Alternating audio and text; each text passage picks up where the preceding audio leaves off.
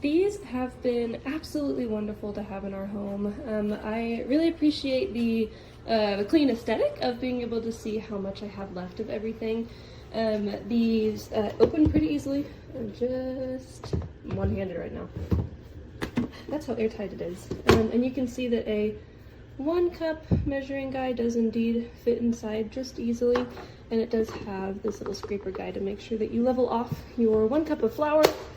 The sugar guide does indeed have a pour spout. Sometimes I do make a mess when I pour the sugar, so keep that in mind. Powdered sugar is really cute. It has that, again, one-handed, it has that cute little wand, I guess, and it scoops up the powdered sugar and comes off just like that, and then you tap tap tap for the powdered sugar to come on out. Really cute, really fun and whimsical. The brown sugar, as advertised, has that terracotta thing.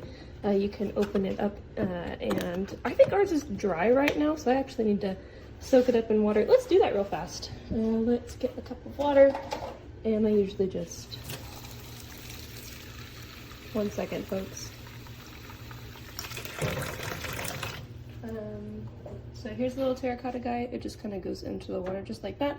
Makes some sounds and bubbles.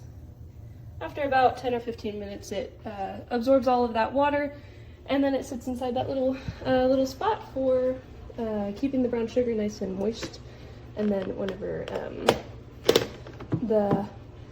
if the brown sugar happens to touch it, golly, I cannot get these open. If the brown sugar happens to touch it, one thing that happened is that it did turn a spot of it white. It just like took away the color, I guess. But yeah, so I guess don't fill it up all the way.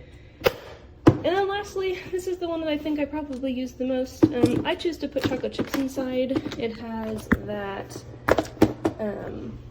that little guy here that kind of slides and allows you to pour small versions or big versions in my case, since they're big chocolate chips. This does fit a full bag of mini chocolate chips. It fit almost a big bag of these bigger size. That's not a regular size chocolate chip, but overall, yeah, I actually really love these. And then if you want to see it again, there's the terracotta. We'll give it 10 minutes and let it soak. Okay, so I want to make a review on these amazing canisters. As you can see, they come with labels. You can put them on whatever one you want. This is the white sugar. It's got a cool little spout, so if you just need a little, you just pour it out of that. They all have this measuring on the side of them, which is so convenient.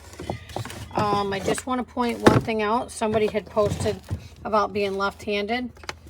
So in the flour bin, they have that little scraper here. All you have to do is flip it around. These go completely clapped down flat. This is for a spoon to magnetize. Your spoon will stick to that, which is super cool. Yeah, and then if you're left-handed, you just scrape it just like that. Easy fix. And then I want to show another thing. This brown sugar, this little thing here, it tells you how many minutes to soak it in water. You put it back in there, and it's supposed to keep your sugar from getting hard, but I've never had to get it wet. They seal so great that it's never gotten hard. It stays soft. So yeah, they all have they're very, very heavy duty, and they're amazing.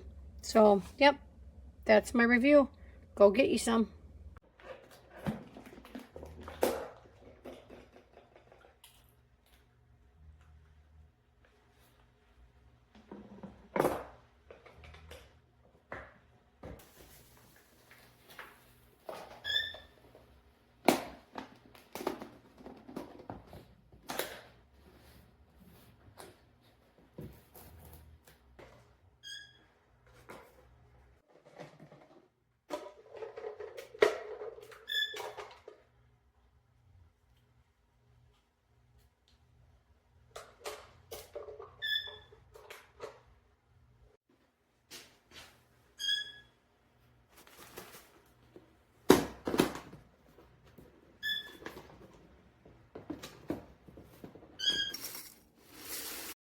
These are excellent for keeping different products like your flour, sugar, and here we have powdered sugar built in the ProKeeper. They have a nice section. It took me a little bit to hold the phone and video that.